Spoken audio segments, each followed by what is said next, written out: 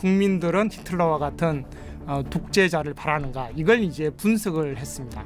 그러니까 우리는 독재자를 원하는 집단적 마조이즘의 성격이 있다, 이런 이제 표현을 해요. 무슨 의미일까요? 그러니까 집단적 마조이즘이라 그러면 이제 지배받는 걸 원하는 거죠. 거기서부터 이제 쾌락을 얻는 거지 않습니까? 예. 그 집단적 세디스트는 독재자와 같은 이제 사람이죠. 예. 그러니까 이 둘이 완벽하게 결합되어서 국민들이 독재자를 원한다는 이런 이제 사상을 전파하게 된 거죠. 알아차린 거죠. 계속해서 사람들이 그런 지도자를 원하고 그런 사람들이 우리를 다스려주기를 원하는 상황이 쭉 되면 결국 그 비슷한 사람 또 나와서 또 통치할 거 아니에요. 근데 이게 여러분 어디서 왔는지 곰곰이 좀 생각해 볼 필요가 있습니다. 네. 이게 이제 우리 한국에서 이제 왔는데요. 3프로TV 특별기획 더 피플 시작하겠습니다. 2025년 4월 4일 오전 11시 22분 윤석열 대통령 탄핵 사건에 대한 선고가 있었고요. 22분을 기점으로 파면이 됐습니다. 꽤 오래 걸렸습니다. 다른 탄핵 사건과 비교해서도 그렇고. 그래서 왜 이렇게 길어지나, 혹시 뭐 다른 결론이 생겨난 건 아닌가 등등 걱정들을 많이 하셨는데, 결론은 8대 0으로 만장일치 탄핵 인용이 됐고요. 근데 우리에게 이런 일이 일어났습니다만 또 전 세계적으로 보면 이런 비슷한 일들, 우리처럼 뭐 탄핵 파면까지 가진 않았지만 비슷한 리더들이 또 전 세계 많은 나라들의 리더로 있는 것도 사실이죠. 그래서 과연 왜 사람들은 이런 리더들을 더 선호를 해서 자신들의 국가 지도자로 또 이렇게 선출들을 하는지, 그것도 좀 궁금한 점이 아마 있으실 수 있을 것 같고요. 또 앞으로 그러면 우리 다음에 리더는 또 어떤 사람이 돼야 될지, 이런 내용들 이분과 함께 이야기 나눠보도록 하겠습니다. 경희대 사회학과의 김종영 교수님입니다. 어서 오십시오. 네, 안녕하세요. 경희대 김종영입니다. 반갑습니다. 네, 반갑습니다. 자, 우리 교수님은 사실 녹화일 기준으로 오늘 이제 선고, 몇 시간 전에 선고가 있었는데 어떻게 보셨습니까? 오늘이 4월 4일이잖아요. 네. 뭐 한국 사람들이 좋아하는 숫자가 아니죠. 4월 4일 하면 가능한 피하고 싶은 숫자죠. 아파트에도 그렇죠. F로 써 있고 뭐. 네. 3층, 5층 넘어가는 경우도 있고요. 그렇죠. 네. 굉장히 신경을 곤두서게 하는 어떤 숫자죠. 네. 저도 아침에 일어나서 너무나 중요한 날이니까 네. 머리가 좀 아팠어요. 그래서 타이레놀 2알을 먹고 네. 기다렸습니다. 그러니까 너무나 중요한 날이니까 사느냐 죽느냐, 그것이 문제인 이제 날이죠. 네. 그래서 제가 기독교인은 아니지만 네. 아멘하고 11시에 시청하게 되었습니다. 그런데 헌법재판관들이 역시 논리정연하게 대통령을 파면한 어떤 결정이 나서 굉장히 안도하고 네. 또 축하를 했습니다.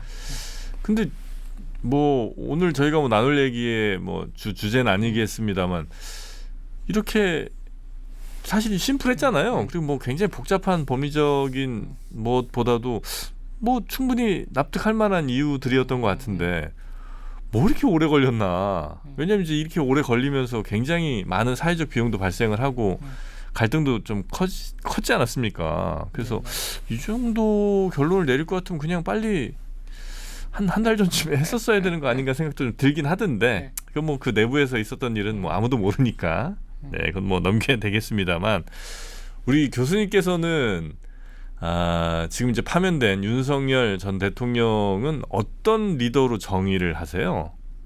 카리스마 있는 지도자지만 네. 독재적 성향이 강한 지도자라고 볼 수가 있죠. 독재적 성향이 강한. 이 사람이 대통령이 된 이후에는 어떤 강력한 어떤 카리스마, 네. 분명히 작용했을 겁니다. 그건 뭐 히틀러라든지 다른 독재자들도 같은 성향인데, 네. 이분의 어떤 성향이라든지 이걸 집단적으로 제어를 못했습니다. 그러니까 이건 윤석열의 실패뿐만 아니라 그 대통령실 주변에 있는 엘리트들의 실패라고 볼 수가 있겠죠. 그러니까 대통령의 실패도 있지만 주변에 있는 엘리트들의 실패다. 그러니까 국가라는 건 예. 혼자 경영을 하는 게 아닙니다. 집단적으로 경영을 그렇겠죠. 하죠. 근데 국무총리도 몰랐고, 뭐 경제부총리도 몰랐고, 오로지 몇 명만 안 사건이니까 너무 황당한 일이죠. 네. 그러니까 이렇게 국가적으로 중차대한 일은 여러 뭐 어드바이스를 받아서 해야 되는데 그런 사람들이 뭐 계엄을 저지하지 못한 거죠. 네. 그래서 이건 엘리트 세력의 집단적 실패다 이렇게 보는 게 맞는 것 같습니다. 그러니까 대통령과 대통령을 둘러싸고 있는 엘리트들의 집단적인 실패다. 그렇게 봐야죠, 당연히. 일단 엘리트라고 하면 뭐가 엘리트예요? 그 지금 말씀하신 엘리트라는 거는 뭐 고학력 뭐 어떤 걸 엘리트라고 해야 됩니까? 사회과학에서는 예. 100년 전에 엘리트 연구가 시작됐는데요. 예. 엘리트라고 그러면 흔히 이제 돈, 권력, 지식이 압도적으로 많은 사람이다. 돈, 권력, 지식. 네. 근데 이제 엘리트 연구에서 세 가지를 밝혀냈습니다. 첫 번째, 엘리트들은 굉장히 조직화를 잘한다. 두 번째, 돈, 권력, 지식을 굉장히 순환을 잘한다. 그러니까 돈 있는 사람이 지식도 가지고 권력을 가지고 지식 있는 사람이 돈도 가지고 권력도 가진다. 이거 재밌네요. 예. 그다음에 세 번째, 예. 엘리트들은 이데올로기를 아주 잘 만든다. 이데올로기. 그렇죠. 왜냐하면 엘리트들이라는 건 이제 사회적으로 소수니까 다수를 네. 지배해야 되잖아요. 예. 그 소수가 어떻게 다수를 지배하겠어요? 그러니까 문화적 프로그램을 깔아서 다수가 소수를 지지하게 만들어야죠. 네. 그러니까 이데올로기가 꼭 필요한 거죠. 그래서 우리가 자유민주주의를 지켜야 됩니다라는 메시지라든지 뭐 이런 것들이 이제 끊임없이 계속 전파를 하는 거군요. 그렇죠. 윤석열 대통령의 취임사가 뭐였어요? 반지성주의입니다. 예. 그러니까 내가 우월하고 내가 가장 똑똑하고 국민들은 모른다. 이런 게 이제 암묵적으로 깔려 있는 거죠. 예. 그런데 정작 가장 반지성주의적 행동을 한 게 이번 내란 사태, 네. 계엄 사태죠. 그러니까 이데올로기적 선점을 해야 되는데 예. 그게 사실 안 되었던 거죠. 그러니까 이데올로기로 통치를 했으면 언론이라든지 학교라든지 이런 걸로 통치를 했을 텐데 그게 되지 않으니까 총칼로 진압을 하려고 했던 거죠. 네, 한마디로 정말 괜찮은 이데올로기였으면 사람들이 설득이 됐을 텐데 그렇죠. 사람들이 설득은 안 되니까 무력으로 하려다가 이제 실패한. 그렇죠. 네. 그러니까 보수 이데올로기의 완전한 패배라고 볼 수가 있겠죠. 보수 이데올로기의 완전한 패배다. 아니 그리고 이들을 지칭할 때 파시스트적인 그런 이제 면모가 있다는 얘기도 많이 하지 않습니까? 이거는 이들의 뭐 좀 폭력적인 혹은 뭐 독재적인 이런 성격을 얘기하는 건가요? 우리가 이제 파시즘을 이야기하기 전에 네. 우리가 자유주의와 사회주의를 조금 말해야 되겠어요. 아. 우리 국민들께서 네. 지금 이념 갈등이 너무나 심하지 않습니까? 그러니까 기본적인 체계적으로 이런 이데올로기 교육 같은 건 국민들께서 거의 받지를 않았습니다. 근데 우리 사회를 구성하는 가장 중요한 두 이데올로기는 자유주의와 사회주의다. 이렇게 이제 말을 할 수가 있겠습니다. 우리가 이런저런 것들을 막 섞어서 쓰긴 하는데. 그렇죠. 근데 근데 자유주의의 사상적 기반을 제공한 게 계몽주의입니다. 그래요? 예. 그러니까 계몽주의가 뭐냐면 무엇을 깨달았다는 거잖아요, 그죠? 그런데 무엇을 깨달았느냐, 이게 이제 핵심이겠죠. 예. 그런데 무엇을 깨달았냐 하면 근대 사회에서 왕이 지배를 했는데 왕이 아니라 시민이 주인이다. 라는 라는 사실을 깨달았습니다. 네. 그러니까 나는 왕으로부터 자유다. 나는 왕의 노예가 아니다. 라는 사상이 자유주의죠. 예. 그런 다음에 시민이 왕을 물리친 게 시민혁명이라고 볼 수가 있겠습니다. 그래서 시민이 돈도 가지고 권력도 가지게 된 거죠. 근데 이때 시민은 이제 잘 사는 시민을 의미를 합니다. 우리가 흔히 부르주아라고 그러죠. 네. 부르주아의 의미가 뭐냐면 간단한 의미인데 잘 사는 시민이다. 못 사는 시민은 프롤레타리아다. 중간쯤 살면 중산층이다. 이렇게 이제 보는 거죠.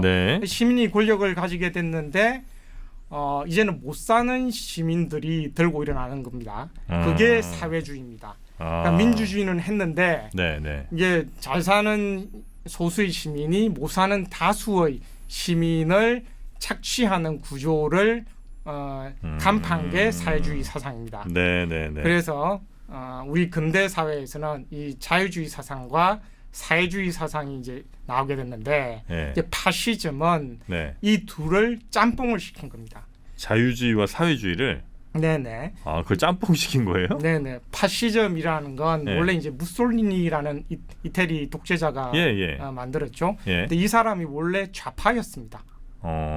그런데 당시에 1차 세계대전과 러시아 혁명이 있었죠. 네. 근데 이 사람은 사회주의와 애국주의, 민족주의를 결합시킨 겁니다. 애국주의, 민족주의는 우파고 네. 사회주의는 좌파고. 좌파죠. 예. 그러니까 좌파 우파를 결합을 시킨 겁니다. 근데 우리가 이제 소련 같은 경우에는 예. 국제 사회주의라 그러고 네. 나치 같은 경우에를 국가 사회주의라 그럽니다. 그러니까 우리가 공산당 선언을 읽어보면 1848년에 쓰여진 네. 만국의 프롤레타리아여 단결하라. 맨 마지막에 써 있죠. 그렇죠. 예. 그러니까 이때 만국의 노동자들을 단결시켜야 되니까 이거는 국제 국가 상관없이 그렇죠. 어느 나라에 살든 간에 노동자 계급이라면 다 같이 뭉치자. 네. 글로벌하게 뭉치자는 게 이제 소련식이었고. 그렇죠. 예. 그러니까 나치즘이라는 건 네. 국가가 뭉치자, 민족이 뭉치자 이런 뜻이죠. 우리 아리안들, 우리 독일 사람들이 뭉쳐서 그렇죠. 하자는 거죠. 그렇죠. 그러니까 우리가 비슷한데 이 사람들이 반공주의를 내세웠으니까 네. 이 사람들이 공산주의자를 굉장히 싫어했으니까 이 사람들을 극우라 본 거죠. 그러니까 극좌는 스탈린 소련식이고 네. 극우는 히틀러 무솔리니식인데 사실은 이게 탄생할 때 좌파와 우파의 사상이 짬뽕되어서 만든 사상이다 이렇게 네. 보면 되시겠습니다. 그러니까 우리도 사실 좀 약간 믹스된 측면들이 좀 많이 있잖아요.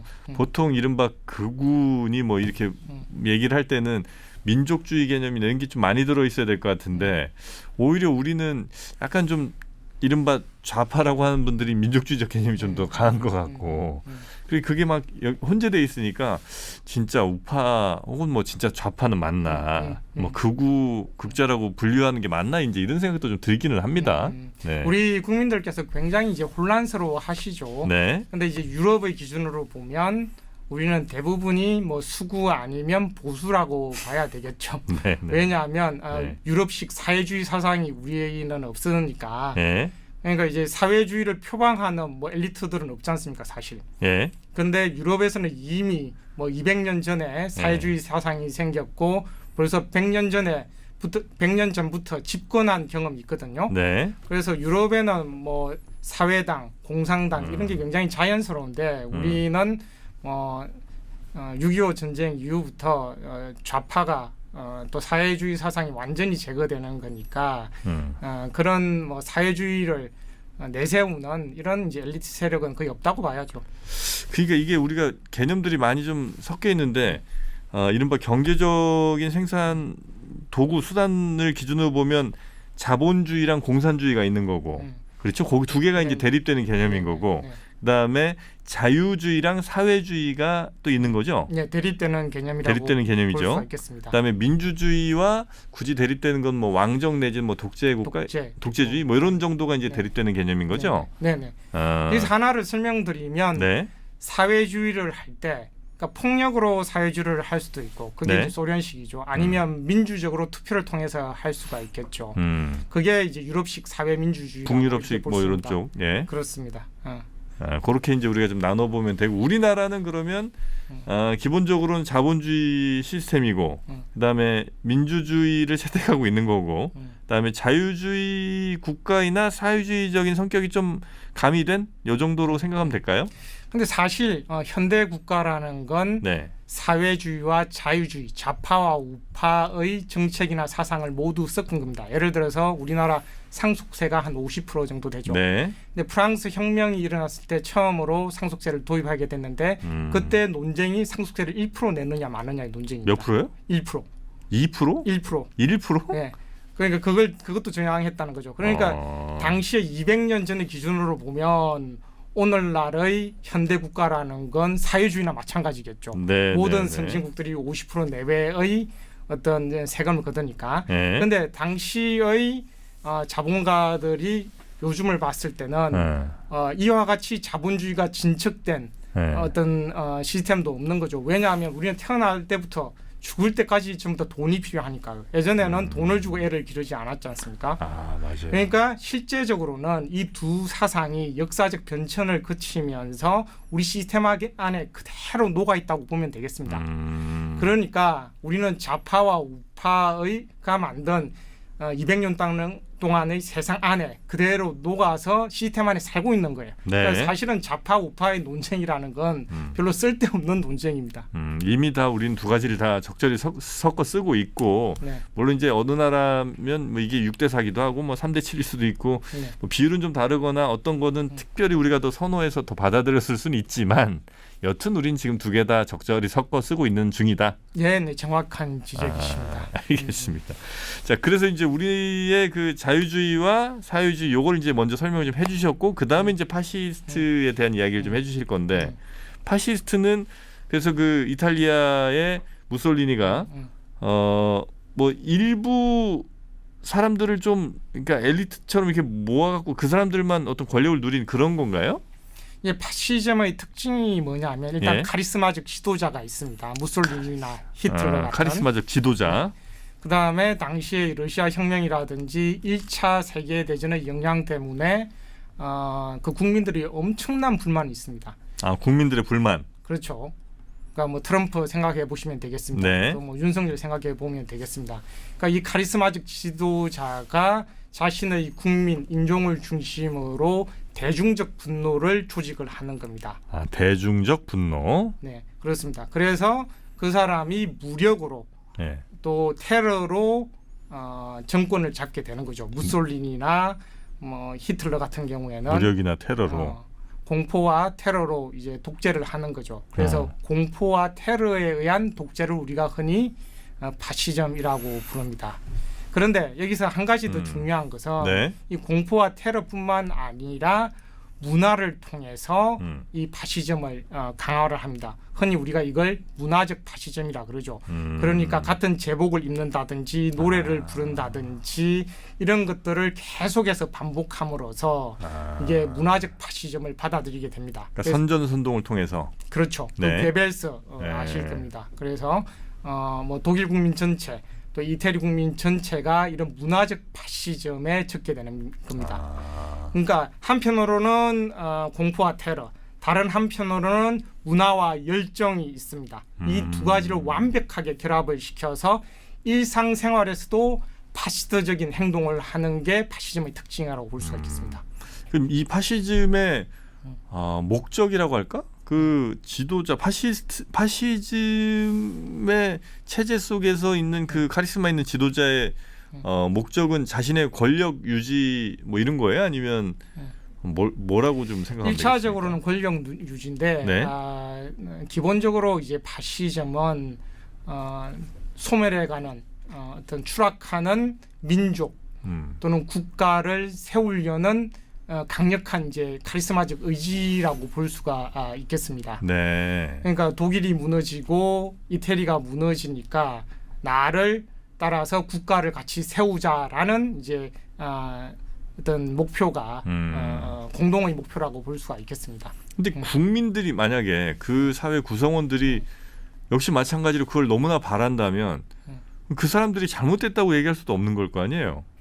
그렇진 않나요? 그러니까 이게 예. 100년 동안의 미스터리인데 예. 우리는 한편으로 독재를 원한다.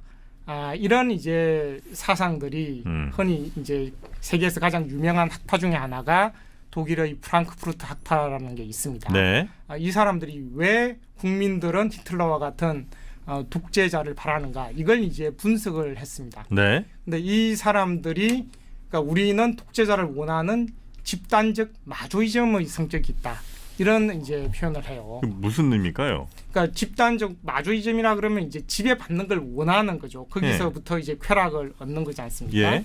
그 집단적 세디스트는 독재자와 같은 이제 사람이죠. 예. 그러니까 이 둘이 완벽하게 결합되어서 국민들이 독재자를 원한다는 이런 이제 사상을 전파하게 된 거죠. 알아차린 거죠.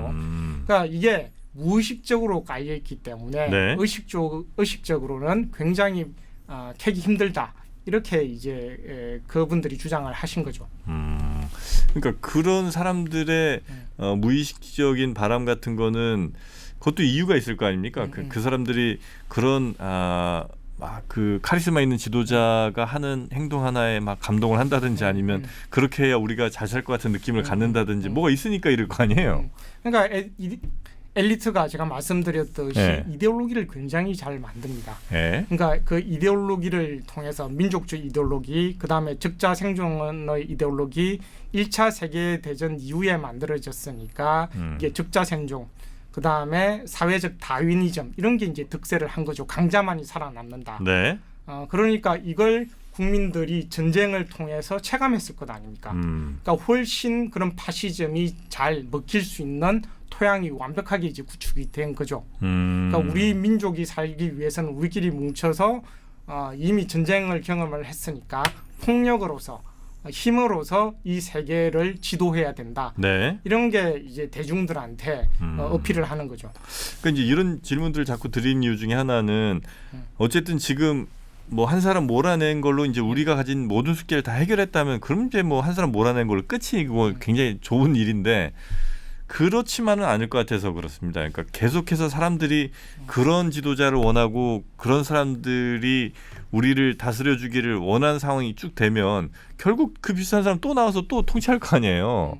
그러니까 그러면 그런 사람을 원하지 않는 사람들로 우리가 돼야지 그냥 사람이 얘는 좀 이상한 사람이야. 얘 바꾸고 나서 또 이상한 사람 또 올라오면 안 될 거 아닙니까? 저는 민주적인 체제에서 예.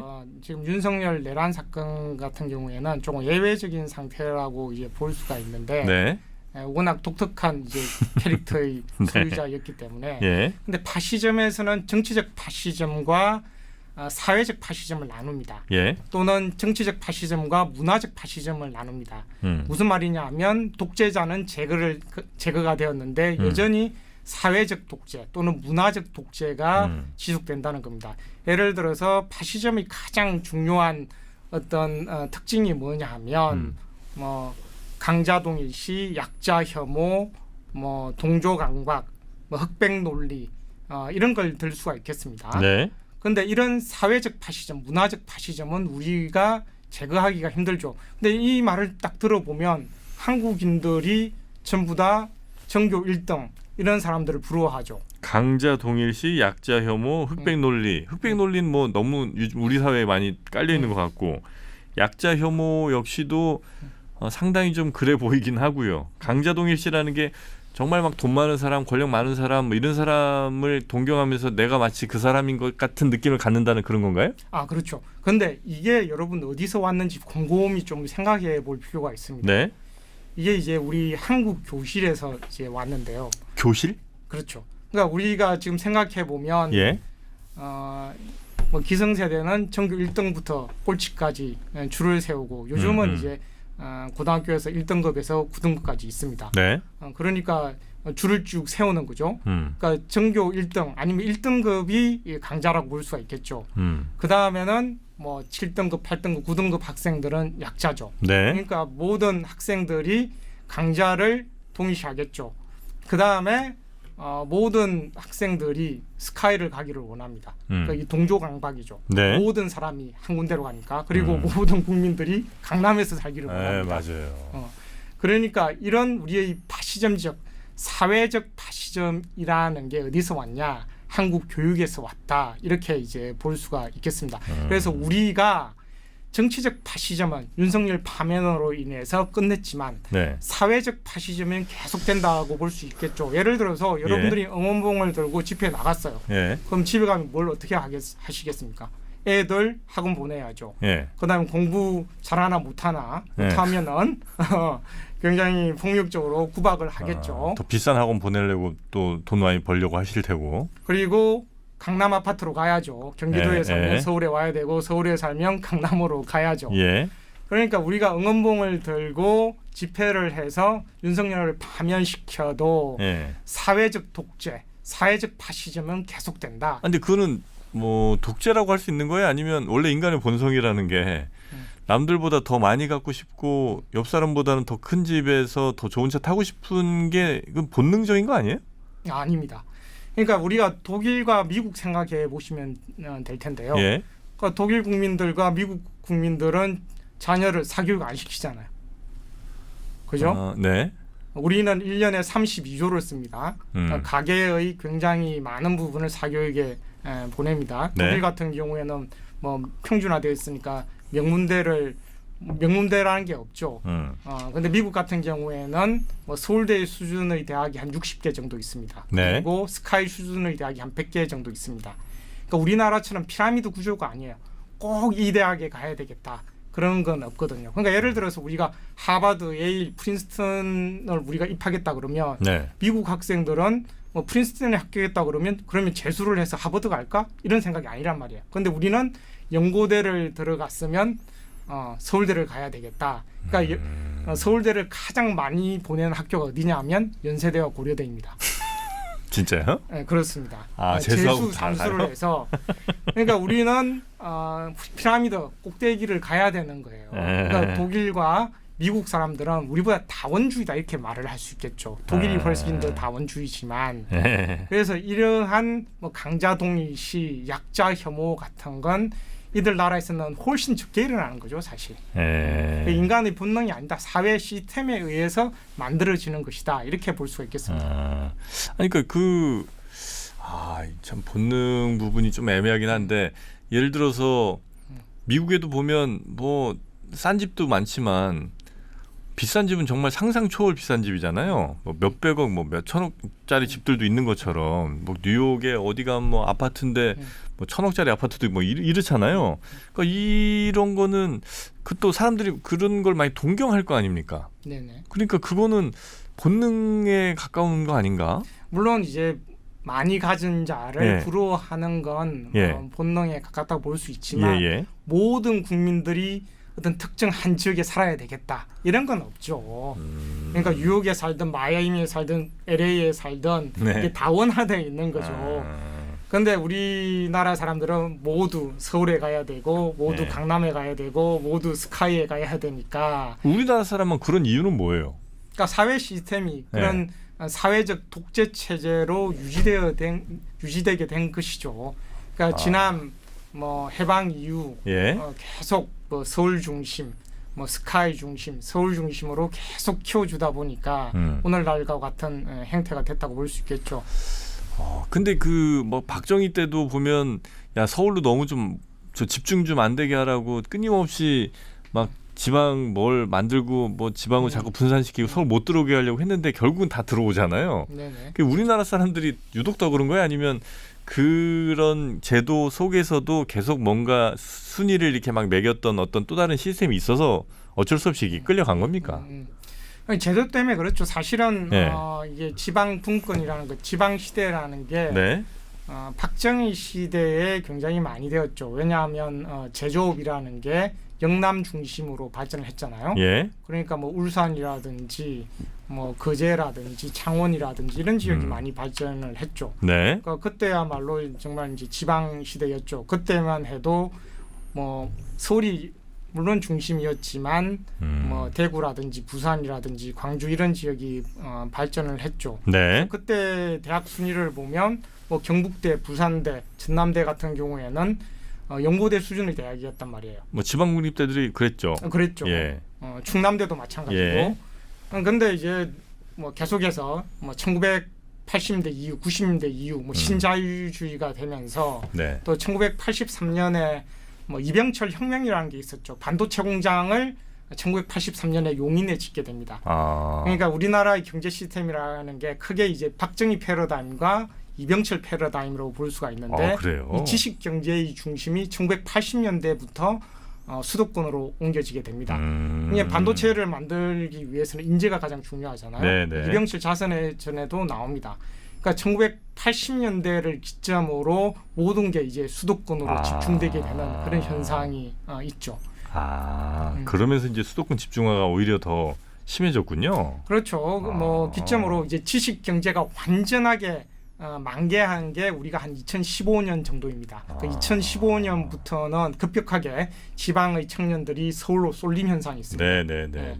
그 어마어마한 쏠림 현상이 1980년대부터 시작해서 네. 한 2015년까지 완성이 된 거죠. 그러니까 이 서울 쏠림 현상, 수도권 쏠림 현상을 그 정책적으로 막지를 못한 거죠. 네네네. 근데 이제 이야기가 좀 많이 좀 퍼지긴 했습니다만, 여튼 지금 우리나라는 그런 사회적인 분위기 안에서 이제 윤석열이라는 사람이 대통령이 됐다가 지금 이제 파면까지 되는 상황이 왔고, 근데 이 비슷한 상황이 사실 뭐 이스라엘이나 뭐 미국이나 터키, 튀르키예 뭐 이런 데들도 대체로 그런 지도자들이 좀 많이 나오는 것 같아요. 그건 맞나요? 그렇습니다.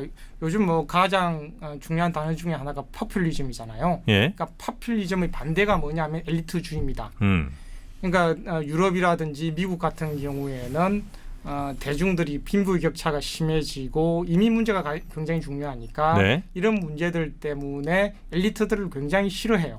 그래서 포퓰리즘이라는 게 반엘리트주의를 내세우면서 굉장히 성공을 했죠. 지금 미국에서 관세를 때린 것도 네. 미국 노동자들이 지난 뭐 3, 40년 동안 세계화를 통해서 가난해졌으니까 이걸 미국 제조업을 살려서 미국 노동자들을 더 부자로 만들겠다라는 생각이 깔려 있는 거거든요. 네네네. 근데 이제 한국의 경우는 조금 양상이 다릅니다. 왜냐하면 우리의 극우 세력이라는 건 뭐 반공, 친미 이데올로기를 기반으로 했으니까 이건 반공 친미 이데올로기는 이승만 대통령부터 이제까지 이어져 내려오는 거거든요.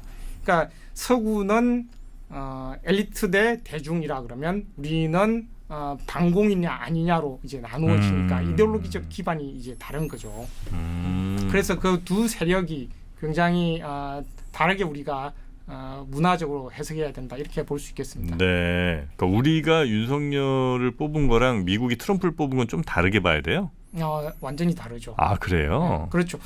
근데 윤석열 정권이 왜 탄생하게 되었느냐? 예. 그러면 당시에 이제 문재인 정권의 실패로 볼 수가 있겠죠. 부동산 정책이라든지 그렇죠. 뭐 몇 개 있죠. 요즘 이제 사회과학자들이 문재인 정권을 이제 분석할 때 키워드가 뭐냐 하면 부채 주도 성장이다 이런 이제 말을 해요.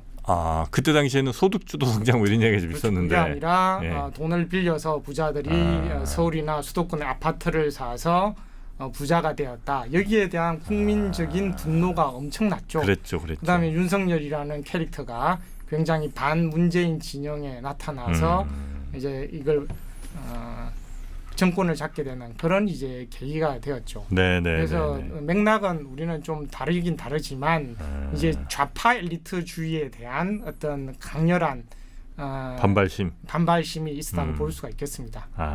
그게 이제 우리에겐 윤석열이란 지도자가 나오게 된 배경이고 미국은 그 뭐 이른바 좀 양극화나 중국 이민 문제 네. 이런 걸로 인해서 미국의 뭐 중하류청이 러스트벨트 뭐 이런데 그렇죠. 네. 지지하게 된 그런 배경이 좀 다르다고 볼 수가 있겠습니다. 네네네. 그래서 굉장히 이런 좀 잘못된 리더십들이 이제 여기저기서 보여지는 것 같긴 한데 원인은 물론 좀 다를 수 있겠습니다만 그래서 이제 앞으로 요 현상이 반복돼서는 안 될 거 아닙니까? 네네. 그냥 이제는 안심해도 되는 거예요? 아니면 또 우리가 좀 조심해야 될 게 좀 있습니까? 이 시스템에서 오늘 이제 파면을 시켰으니까 네. 함부로 뭐 계엄이라든지 독재를 할 생각은 이제 하기가 힘들겠죠. 음. 근데 우리 삶에서 진정 중요한 게 무엇인가 이렇게 우리가 국민들이 생각을 좀 해봤으면 좋겠어요. 네. 왜냐하면 그 사회적 독재는 계속되고 지금 인구 소멸, 지방 소멸, 네. 한국이 붕괴되고 있지 않습니까? 네. 그러니까 우리는 윤석열도 물론 이번 쿠데타 시도, 내란 시도에 있어서 국민들이 굉장히 불안하고 힘들어했지만 여러분을 힘들게 하는 건 교육, 부동산, 일자리예요. 사실은. 그러니까 이런 사회적 독재라는 건 계속된다. 승자 독식주의, 엘리트주의, 뭐 서울 중심주의, 뭐 강남 중심주의 이런 것들은 계속되기 때문에 네. 우리의 삶은 고통스러울 수밖에 없는 거죠. 앞으로도 계속. 그렇죠. 이제 파시즘 연구자들이 네. 정치적 독재는 끝냈지만 사회적 독재는 계속된다 이런 주장을 해요. 네. 그러니까 히틀러는 죽었지만 그런 파시즘적 성향이라는 건 무의식적으로 계속 남기 때문에 이게 굉장히 문제라고 그랬어요. 그래서 서구에서는 뭐가 일어났냐 그러면 1945년 이후에 이런 네. 파시스트들이 계속 많으니까 68혁명이라는 게 일어납니다. 그러니까 68혁명이 정치적 권위주의를 종식시켰지만 문화적 파시즘, 사회적 파시즘을 종식을 시켰어요. 네. 그래서 독일이나 유럽 같은 경우에는 파리 같은 경우에는 프랑스 같은 경우에는 파리 대학을 평준화시켜 버렸습니다. 그 다음에 독일 같은 경우에는 교육을 통해서 다시는 파시스트가 나오지 못하도록 교육을 시켰습니다. 네. 그러니까 문화적 파시즘, 사회적 파시즘을 제거를 한 거죠. 그러니까 우리는 이런 과정이 없었기 때문에 네. 정치적 파시즘은 앞으로 힘들지만 이게 사회적 파시즘, 문화적 파시즘은 계속된다고 볼 수가 있죠. 그러니까 우리가 인위적으로 이걸 잘 막지 않으면 그냥 놔두면 그런 쪽으로 가는군요. 아, 그렇죠. 그러니까 승자 독식주의 1등이 최고고 네. 그다음에 파시즘의 중요한 특징이 뭐냐면 인종주의입니다. 예. 그러니까 아리안족 이런 이제 민족이 다스려야 된다는 건데 네. 우리가 교실에서 인종주의가 있죠. 뭐냐하면 1등급 학생과 9등급 학생 완전히 다른 인종이죠. 그러니까 우리가 이걸 학벌 인종주의라 그래요. 그러니까 이 학벌 인종주의에 모두가 젖어 있는 거죠. 그럼 편견이 생기겠죠. 네. 다 승자가 되려고 그러지 않겠어요? 예. 패자보다는. 예. 그러니까 강자 동일시, 약자 혐오, 우리가 무의식적으로 그다음 동조 강박 이런 게 일어나지 않습니까? 그걸 만약에 안 좋은 거라고 판단한다면 이거 어떻게 그만할 수 있어요? 여기 사회 체제를 갑자기 책을 들어오셔. 서울대 10개 만들기? 사회를 대개혁해야죠. 예. 그러니까 수도권 중심에서 예. 우리가 뭐 지방 분권이라든지 이런 걸 가야 되고 뭐 예. 스카이 중심에서 지방대들도 예. 서울대 수준의 대학을 만들어주자는 이런 이제 사회 개혁적인 프로그램이 있어야죠. 예. 음. 그러면 돼요? 그럼 훨씬 나아지죠. 예를 들어서 예. 뭐 프랑스 68혁명 당시에는 파리 대학을 이제 평준화시켰지 않습니까? 그러면 이게 이제 명문대학에 가려는 그런 선호도가 낮아지겠죠. 그러면 사교육도 들어갈 거고 뭐 지방 분권도 될 거고 또 다른 뭐 여러 가지 의료라든지 이런 것도 이제 투자를 해줘야 되겠죠. 근데 서울대를 10개 만들 게 아니라 그 하나 있는 서울대라도 글로벌하게 완전 저 최우수 학교를 키워야 되는 건 아니에요 혹시? 그게 이제 예. 우리 일반 국민들의 생각인데 예. 서울대 예산이 한 2조 정도 됩니다. 1년에? 1년에 2조 정도 와. 되고 뭐 다른 지방 거점 국립대학들은 8천억 수준 좋은 대학 1조 이상의 차이가 납니다. 네. 그다음 연고대도 1조 이상의 어떤 예산 격차가 있죠. 그러니까 모든 이제 학생들이 스카이 인서울로 가려고 그러죠. 네. 그러니까 이게 이제 병목 사회를 만드는 거거든요. 그러니까 우리가 생각해봐야 될 건 이게 사회 시스템을 이해하기가 굉장히 힘든데 우리가 두 가지 병목이 있습니다. 하나는 지위 권력의 병목. 뭐냐면 모든 사람들이 스카이나 인서울로 가고 싶어요. 왜냐하면 사회적 지위, 학벌을 주기 때문에. 네, 네. 그 다음에 창조 권력의 병목. 뭐냐면 모든 대기업이 서울에 수도권에 있습니다. 그러니까 일자리를 위해서 모든 국민들이 다 올라오는 거죠. 네. 그 다음에 뭐 의료 같은 경우에도 세계 252 병원 중에 16개가 한국에 있는데요. 이 16개 모두 서울에 있습니다. 수도권. 네. 지방에는 없습니다. 네. 그러니까 노인들도 다 서울에 와야 돼요. 예. 그러니까 이게 병목 사회죠. 그러니까 이 병목 사회에서 피라미드 사회 같은 곳인데 여기서 이제 최고의 강자가 되고 싶어하는 거죠. 모두 다 무의식적으로 우리가 그런 교육을 받았기 때문에. 네. 그래서 이런 게 좀 분산이 되면 서울대가 한 10개쯤 되면 좀 더 완화될 거란 말씀이신 거잖아요. 훨씬 이제 완화되죠. 예를 들어서 이제 캘리포니아 대학 체제가 서울대 10개로 만들어져 있습니다. 뭐 UCLA라든지 UC 버클리라든지 UC 샌디에고 이런 것들이 서울대 10개로 구성된 대학 체제인데 뭐 캘리포니아 주민들은 10개 대학 어느 곳이라도 가도 되죠. 네. 물론 선호도가 뭐 버클리, UCLA이지만 우리처럼 한 곳으로 몰리지가 않죠. 그리고 지식 경제를 이제 캘리포니아 대학들이 선도를 하니까 네. 지위 권력의 병목을 없애고 그다음에 창조 권력의 병목을 없앴지 않습니까? 예.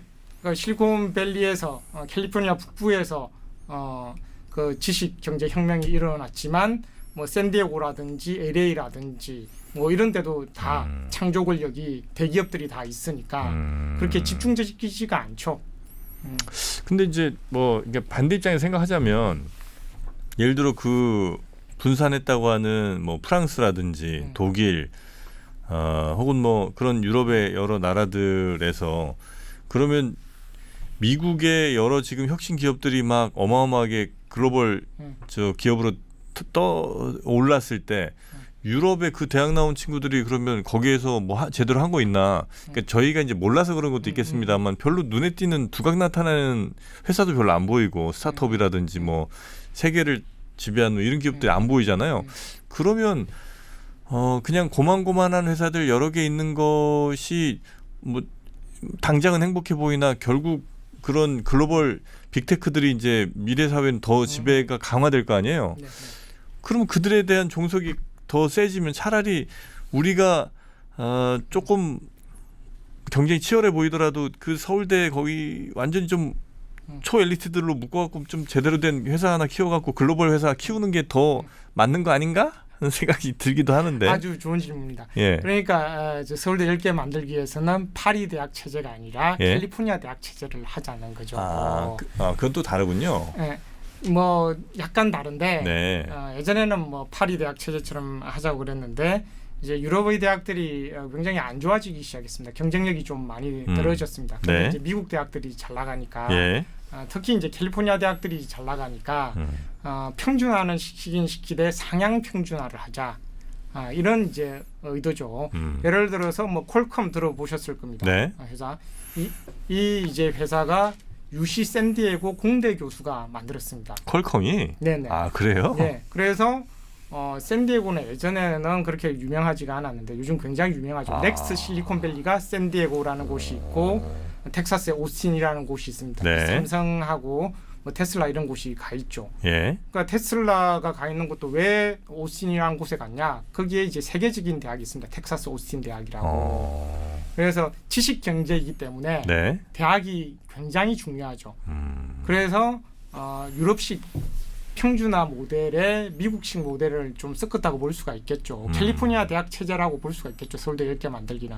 그래서 네. 그런 경쟁력 있는 곳을 한 곳에만 두면은 그러니까 병목 현상 때문에 대한민국 국민 전체가 고통을 받으니까 10개로 분산해서 자, 캘리포니아도 굉장히 성공적인 모델이었으니까 우리도 할 수 있다. 이런 이제 말씀을. 그러니까 이제 캘리포니아 모델이 뭔지를 잘 몰라서 그러는데 예를 들어 뭐 무슨 그냥 지역으로 그냥 나눈 거예요? 아니면 어느 대학은 어느 뭐 단과 대학을 더 특성화시킨다는 거예요?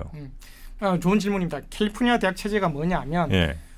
서울대 수준의 대학 10개로 이루어진 대학 체제, 연구 중심 대학을 캘리포니아 체제라고 그럽니다. 네. 그러니까 예를 들어서 뭐 캘리포니아 대학 버클리, 우리가 흔히 뭐 버클리라고 그러지 않습니까? 네. 그러니까 그다음에 UCLA, UC 샌디에고, UC 산타바바라 이 10개 대학이 서울대 수준의 대학이 모인 게 캘리포니아 대학 체제라고 볼 수 있겠습니다. 네. 그런데 우리가 3차 산업혁명과 4차 산업혁명이 어디서 일어났냐? 그 캘리포니아에서 일어났죠. 그 스탠퍼드 대학교, 버클리, UC 샌프란시스코 대가 있으니까. 그러니까 그 3차 산업혁명, 4차 산업혁명을 견인할 수 있는 가장 중요한 기관이 어디냐? 그러면 대학이죠. 대학에서 뭐 예를 들어서 오펜하이머 영화 보셨잖아요. 예. 그러니까 오펜하이머 핵무기는 미국 대학에서 만들었잖아요. UC 버클리 교수였잖아요. 오펜하이머가. 아 그런가요? 네, 그럼 인터넷은 어디서 만들었겠어요? 인터넷은 UCLA 교수와 스탠퍼드 교수가 만들었습니다. 미 국방성이랑 뭐 같이 만든 거 아니에요? 그렇죠. 펀드를 거기서 대고 그 다음에 연구진은 뭐 스탠퍼드, UCLA 교수들이 만들었고 그 다음에 뭐 mRNA 백신은 누가 만들었느냐? 그 원천 기술은 펜실베니아 대학 교수들이 만들었어요. 그러니까 지식 경제에서는 대학이 가장 중요한 행위자다, 플레이어다 이렇게 이제 볼 수가 있겠죠. 네. 그걸 우리가 깨닫는 게 굉장히 힘든 거죠. 그러니까 그 지식 권력을 창조할 수 있는 데가 한 군데가 아니고 10군데면 좋겠죠. 미국처럼. 그렇죠? 그 10군데 모두 세계적인 회사를 만들어내는 게 한국을 위해서 굉장히 좋겠죠.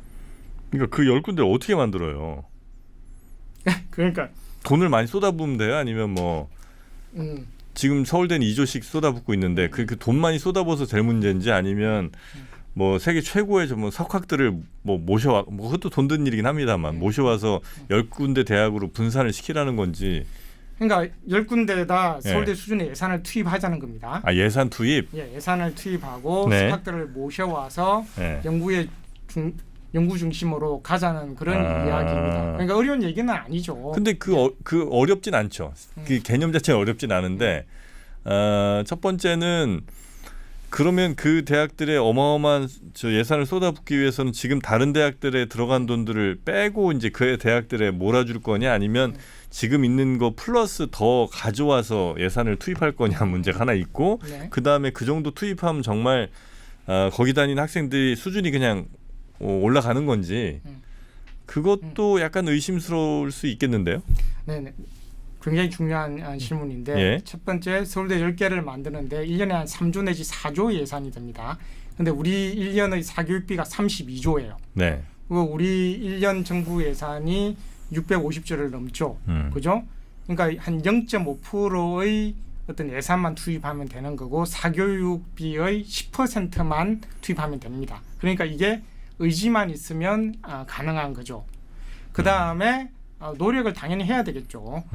굉장히 대학들이 각고의 노력을 해야 되겠죠. 그러니까 예를 들어서 미국의 대학들이 지금은 세계 최고지만 예전에는 전부 다 듣보잡이었습니다. 하버드, 스탠포드 이런 데도 다 듣보잡이었어요. 그래요? 그렇죠. 그러니까 오펜하이머를 보면 오펜하이머가 하버드에서 학사를 받고 독일 괴팅겐 대학에서 박사학위를 받습니다. 예. 그러니까 19세기, 20세기 초에는 독일 대학들이 세계 최고였어요. 근데 1차 대전, 2차 대전 하면서 독일 대학들이 다 무너지죠. 예. 근데 이제 미국 대학들도 19세기에는 다 듣보잡이었는데 독일 대학들이 그때 이제 워낙 잘하니까 독일 대학들을 모델로 해서 미국의 연구 중심 대학을 만든 거예요. 네. 그러니까 1860년대에 가면 보스턴에 있는 학부모들이 하버드를 안 보내려고 했어요. 왜냐하면 하버드에서 배울 게 없다고.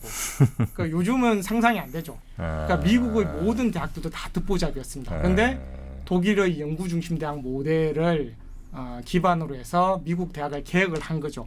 그래서 독일에는 세계적인 대학들이 다 각 주마다 있습니다. 그러니까 평준화지만 네. 병목 현상이 일어나지 않는 거죠. 다시 한번 좀 요거는 좀 집요하게 좀 여쭤보자면 지금 지금의 서울대가 그나마 된 거는 70년대 80년대에도 뭐 서울대 어마어마한 예산이 투입돼서 그런 건 아니고 그때는 뭐 국립대니까 그냥 비슷한 다른 지역 국립대들이랑 비슷한 예산 뭐 조금 더 많았을 수는 있겠습니다. 그 정도만 있었을 텐데 거기 나온 사람들이 죄다 국가의 중요한 자리들에 다 갔잖아요. 그러니까 이른바 무슨 카르텔 비슷하게. 그러니까 서울대 동문들이 다 뭐 재경부, 어디부, 뭐 국토부 다 이제 핵심 요직들 다 차지하니까 서울대가 나라를 움직이는 거고 서울대가 지금의 위상처럼 이렇게 된 거지. 그게 예를 들어 뭐 10개를 서울대와 비슷한 예산으로 비슷한 지원을 해서 10개를 한다고 해서 그건 돈의 문제가 아니라 그 정도의 위상을 가질 수는 없을 것 같은 느낌인데. 아닙니다. 아니에요? 잘못 생각하고 예? 계신 겁니다. 왜냐하면 처음부터 서울대에 막대한 투자를 했습니다. 그 연구비의 70-80% 전체 대학의 70-80%를 서울대에 투자를 했어요. 그러니까 우리가 역사를 보면 처음부터 미군정이 들어오면서 일제시대에 있었던 대학 인프라의 반을 서울대에 쏟아부었습니다. 그러니까 전체 어떤 돈의 예산의 반을 서울대에 쏟아부었다고 볼 수가 있겠죠. 네네네. 그러니까 그게 이제 누적적 이점이 되어가지고 계속해서 예산 차라는 건 어마어마하게 많이 났습니다. 그 국가가 얼마나 지원하느냐에 따라서 얼마든지 아웃풋은 달라진다는 말씀이신 거죠? 당연한 얘기죠. 네네네. 알겠습니다. 미국 대학들도 돈에 따라서 갈 수밖에 없죠. 뭐 하버드, 스탠포드는 6조, 7조 예산인데 다른 버클리나 UCLA 같은 경우는 3조, 4조 예산입니다. 서울대는 2조 예산이라 그랬죠. 네. 다른 거점국립대는 한 잘 나가는 거점국립대가 8천억 정도라 그랬죠. 그러니까 네. 이게 예산의 격차라는 게 이게 대학의 격차가 될 수밖에 없죠. 그래서 서울대 10개 만들려면 한 20조 정도?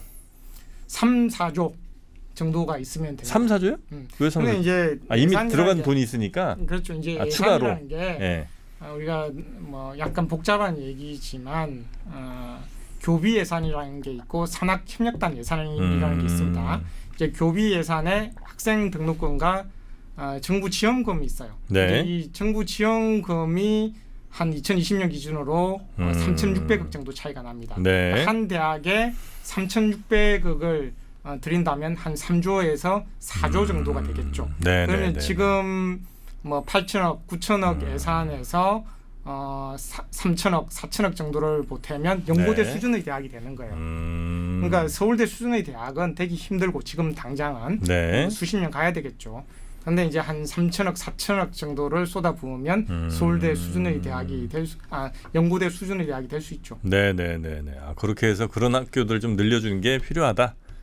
이건 당연하죠. 아니면 뭐 한국 전체가 죽으니까요. 네. 그러니까 사교육비 때문에 저출산이 발생하잖아요. 그러니까 사교육비가 32조 어마어마한 돈이죠. 근데 3조 4조만 있으면 서울대 10개를 만들 수 있는데 그 돈을 왜 안 투자하냐는 거죠. 그렇죠. 가성비가 네. 엄청 높죠. 그러니까 그런 학교들 보내려고 또 사교육 많이 할 거 아니에요. 아닌가? 근데 훨씬 이제 그걸 하면 우리가 네. 교육 얘기 약간 복잡한 얘기인데 절대평가라는 걸 할 수 있잖아요. 지금은 1등급부터 9등급까지 하지만 네. 미국 같은 경우에는 학점제라는 걸 하잖아요. 캘리포니아 대학은 예. 학점제가 우리 대학 학점제처럼. 네. 그러니까 이때 우리가 학점을 받을 때 뭐 1등급, 9등급 생각을 하지 않잖아요. 대학생들은. 쟤는 3.7을 받았어. 내가 3.5를 받았어. 그럼 걔가 우수한 애라고 생각 우리 안 하잖아요. 그런 것처럼 지금은 상대평가지만 네. 그렇게 전국적으로 한 30% 정도의 명문대가 생긴다면 절대평가라는 걸 할 수 있죠. 지금부터 줄을 세우지 않은 서열적 어떤 학생들이 네. 생기지 않겠죠. 인구 구조가 지금 이렇게 점점 아이들이 줄어드는 상황으로 가는데도 이 사교육 시장은 여전히 유지될 거라고 보세요? 이 경쟁이 그렇게 치열하지 못해질 텐데도. 그렇죠. 왜냐하면 이건 다 이론에 나와 있습니다. 예. 이제 부자가 되면 될수록 사회적 지위에 대한 갈망이 더 세져요. 그러니까 나도 스카이 가고 싶고 강남에 살고 싶어요. 네. 그러니까 우리가 이걸 지위제라 그럽니다. 포지셔널 부택이라 그래가지고 이제 선진국에도 다 일어나는 현상입니다. 네, 네. 대학만 가는 게 아니라 명문대학에 가고 싶은 거예요. 그래서 이게 지위 경쟁이 계속적으로 일어나게 됩니다. 그래서 인구가 줄더라도 더 좋은 대학, 더 좋은 집에 살고 싶어하는 거죠. 그래서 이 지위 경쟁이라는 건 계속 된다. 근데 이제 한국 같은 경우가 이제 극단적인 사회죠. 피라미드로 되어 있으니까. 네네네네. 자, 그래서 이제 오늘 말씀을 전체적으로 좀 보자면 이 우리 사회에 있는 파시스트적인 요소들, 특히 이제 정치적인, 사회적인, 문화적인 이런 파시스트적인 요소가 있는데 정치적인 건 일단 오늘의 판결로 어느 정도 좀 제거가 된 것 같고, 그 다음에 그럼에도 불구하고 여전히 남아 있는 건 문화적인, 사회적인, 파시스트적인 요소들. 그렇죠. 이런 것들에 있어서 특히 이제 우리나라는 경쟁이 너무 치열하고 이 피라미드 구조가 너무 공고하다 보니까 죄다 이제 그 정점에 올라가기 위해서 막 가진 노력에 자원에 뭘 다 투입해서 하긴 하는데 그렇게 하지 말고 그 정점들을 좀 이렇게 분산시켜 놓는 그런 방법으로 하면 지금보다 훨씬 더 완화된 상황에서 아이들의 스트레스나 부모들의 스트레스를 좀 줄일 수 있겠다. 그렇죠. 이제 사회적 파시즘을 중식시키자는 거죠. 그러니까 경쟁주의, 우월주의, 네. 지배 이런 게 우리가 무의식적으로 내면화되어 있으니까 네. 그 무의식적인 내면화된 파시즘, 사회적 파시즘을 깨자는 거죠. 네네네.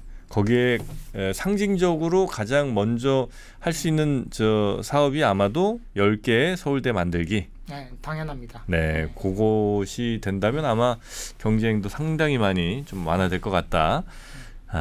그 책 한 번만 또 보여주시겠습니까? 네, 서울대 10개 만들기. 교수님이 쓰신 책이죠? 그렇습니다. 제가 사인을 해서 한 권 드리겠습니다. 알겠습니다. 서울대 10개 만들기. 그럼 이름이 서울대여야 될까요? 아니면 또 다른 이름이 필요하나? 근데 지금 워낙 서울대라는 이름 자체가 갖는 또 어떤 상징성이 있어서 그렇죠. 그래서 서울대가 좋긴 좋은 것 같은데 네. 나도 서울대 나왔어 이렇게 해야 되잖아요. 네, 3프로 TV가 경제 TV지 않습니까? 네. 그러니까 서울대 학위 같은 걸 우리가 상징 자본이라 그래요. 예. 그러니까 굉장히 비싼 돈이라는 말이죠. 예. 근데 우리가 돈의 가치를 떨어뜨리기 위해서는 양적 완화라는 걸 하지 않습니다. 아. 그러니까 서울대 학위를 10배로 늘려주면 예. 그 가치가 폭락하겠죠. 예. 그러니까 서울대라는 이름을 주는 게 낫겠죠. 왜냐하면 캘리포니아 대학 체제도 유니버시티 오브 캘리포니아 이 말이 서울대란 말입니다. 아. 그 UC 버클리라는 말인데 이걸 이제 UCLA 그러니까 LA 주민들도 이제 서울대 이름을 달라 그랬어요. 처음에는 버클리 세력들이 반대했어요. 우리 이름을 공유할 수 없다. 아, 그래요? 네, 서울대라는 이름을 공유할 수 없다. UC라는 이름. 근데 이제 캘리포니아가 인구가 많으니까 네. 정치인들과 뭐 언론인들, 지역 주민들이 들고 일어났습니다. 그래서 UCLA가 된 거예요. 아, 그래요? 예. 그 버클리 독재가 한 60년 지속되었습니다. 아. 그러니까 캘리포니아에도 UC가 단 하나밖에 없었어요. 아. 그다음 한 60년 후에 UCLA가 생기고 그게 뚫어지니까 다른 곳들도 우리도 UC를 샌디에고 아, 그래요? UC 샌디에고, UC 산타바바라 그렇게 해서 UC가 10개 생기게 된 겁니다. 그러니까 서울대라는 이름을 주는 게 가장 낫겠죠, 지금. 모든 사람들이 심사임당 5만 원짜리를 원하는데 서울대가 굉장히 비싼 상징 자본이기 때문에 이걸 더 많이 만들므로써 그 학벌이라는 가치를 폭락시키고 하지만 어떤 창조 권력, 아까 지식 경제를 만들 수 있는 역량은 더 끌어주자 이런 얘기죠. 하긴 뭐 아주 비슷하진 않지만 그 비슷하게 연세대도 원주군가 캠퍼스가 있고 그렇죠. 그다음에 고대도 아마 천안인가 캠퍼스가 있어서 뭐 그냥 고대 나왔어요. 근데 뭐 이게 뭐 이렇게 저렇게 얘기하다 보면 뭐 천안 뭐 이렇게 하면 이제 천안 뭐 이제 이런 정도는 제가 이제 본 것 같은데 그렇게 해서 서울대 어디 캠퍼스 뭐 이런 건 충분히 가능하겠네요. 당연히 가능하죠. 캘리포니아도 했으니까. 네네네. 당연히 가능한 겁니다. 알겠습니다. 그런 식으로 우리의 사회적 문화적인 파시즘을 좀 제거해 나가자. 네, 그렇습니다. 이게 우리 경희대 사회학과 김종영 교수님의 주장이시고요. 여러분의 생각은 또 어떠신지 댓글로 또 남겨주시면 저희가 한번 이런 토론회 장이 또 될 수도 있는 거니까 뭐 찬성하시는 분들 있고 어쩌면 또 반대 의견 있으신 분들도 계실 수 있어서 그 얘기는 한번 댓글을 통해서 여러분 의견도 한번 담아보도록 하겠습니다. 오늘 충분히 다 준비해 주신 말씀을 다 하시지 못하신 것 같은데 또 시간의 제약도 좀 있다 보니까 다음 기회에 한 번 더 오셔서 뭐 교육에 관한 혹은 우리 정치에 대한 이야기도 좀 집중해서 해주시면 재밌겠다는 생각이 좀 듭니다. 왜냐하면 이제 우리가 맨날 뭐 진보니 보수니 얘기하지만 진짜 저희가 진보는 맞는지 저희가 보수는 맞는지도 좀 의심이 들기도 하고 맨 뭐 이렇게 정말 요즘 협상이란 걸 찾아보기 힘들 정도로 아주 극단으로 서로 대립만 하잖아요. 도대체 왜 이렇게 대립하고 또 어떻게 하면 이 대립을 좀 완화하는 게 가능한지 그런 이야기도 한번 모시고 이야기 들어보면 재밌을 것 같다는 생각이 듭니다. 자, 오늘 함께해 주신 경희대 사회학과 김종윤 교수님 말씀 대단히 감사하고요. 조만간 다시 한번 또 모시도록 하겠습니다. 고맙습니다. 네, 감사합니다.